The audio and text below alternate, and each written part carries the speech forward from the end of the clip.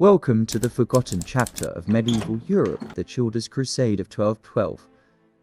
Real and tragic event where thousands of innocent children were swept into a holy war they never understood and never returned from. In this video, we'll dive deep into who started the Children's Crusade and why, how thousands of kids left their homes to march for Jerusalem, the chilling fate that awaited them from starvation and drowning to betrayal and slavery. Stay until the end because this isn't just a story about the past. It's a warning. To understand the Children's Crusade, we must go back to the early 13th century. Europe was spiritually wounded. The Fourth Crusade had failed in disgrace. Instead of reaching Jerusalem, Christian knights had sacked Constantinople, another Christian city. The Holy Land remained under Muslim control. Yet the Church, especially Pope Innocent III, continued calling for new crusades, but people were growing tired. Knights no longer marched. Kings ignored the Pope's letters. The fire of the crusading spirit was fading. Except, in the hearts of the young and the poor, people believed that only the pure could succeed where soldiers had failed. And from that desperation, a movement unlike any before was born. In the town of Blois, France, a 12-year-old shepherd boy named Stephen claimed that Jesus appeared to him in a vision. The message: to carry a divine letter to King Philip II of France and to lead a crusade of children to the Holy Land. The king dismissed him, of course, but Stephen didn't stop. He began preaching in the streets, drawing crowds of thousands. He promised that God would part the Mediterranean Sea for them just like he had parted the Red Sea for Moses. He said they would reach Jerusalem peacefully and convert the Muslims with love, not war. Within weeks, over 30,000 children, mostly peasants, orphans, shepherds, and beggars, had joined him. They wore white tunics with crude red crosses sewn from sackcloth. They chanted hymns and marched barefoot. They begged for food, slept in fields, and believed they were invincible. Meanwhile, in the Holy Roman Empire, a second movement had begun. A boy named Nicholas of Cologne began preaching the same message.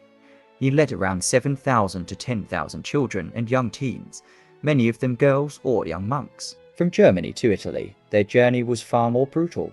They crossed the Alps in summer, a suicidal trek. Children froze to death. Some were buried in avalanches. Wolves followed the stragglers. Many simply disappeared, swallowed by the mountain when they reached Genoa. Nicholas declared they would sail to Jerusalem, but no ships came. He went to Rome and met Pope Innocent III, who praised their piety but told them to go home. Few ever made it back.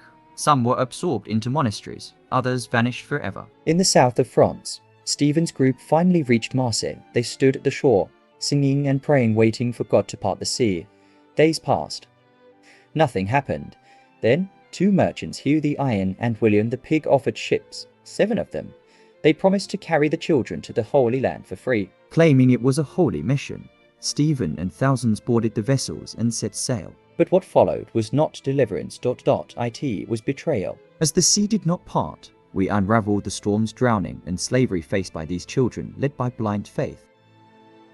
2 of the ships sank near the island of Sardinia. Over 500 children drowned, their bodies swallowed by the sea. No one returned to bury them. The remaining 5 ships reached North Africa, possibly Algeria or Egypt. There, the children were sold into slavery. Boys were bought by merchants. Girls were taken to harems. Some were sold to the Fatimids, others to Muslim caliphs. They were beaten, branded, or forced to convert. One monk who visited Alexandria nearly 20 years later wrote that he met a survivor still enslaved who remembered the name of every child who died beside her.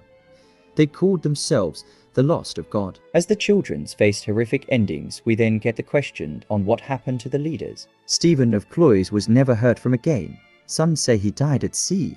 Others say he was sold alongside his followers. Nicholas returned to Germany, only to find his movement condemned. His father, blamed for letting him go, was executed by angry parents. The church distanced itself entirely.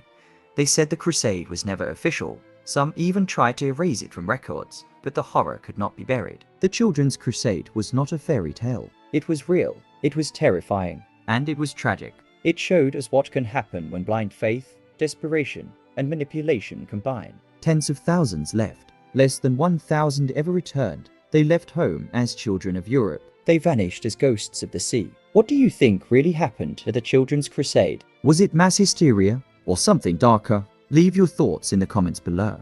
If you found this story chilling, give us a like, subscribe, and hit that bell for more dark and forgotten tales from the Middle Ages.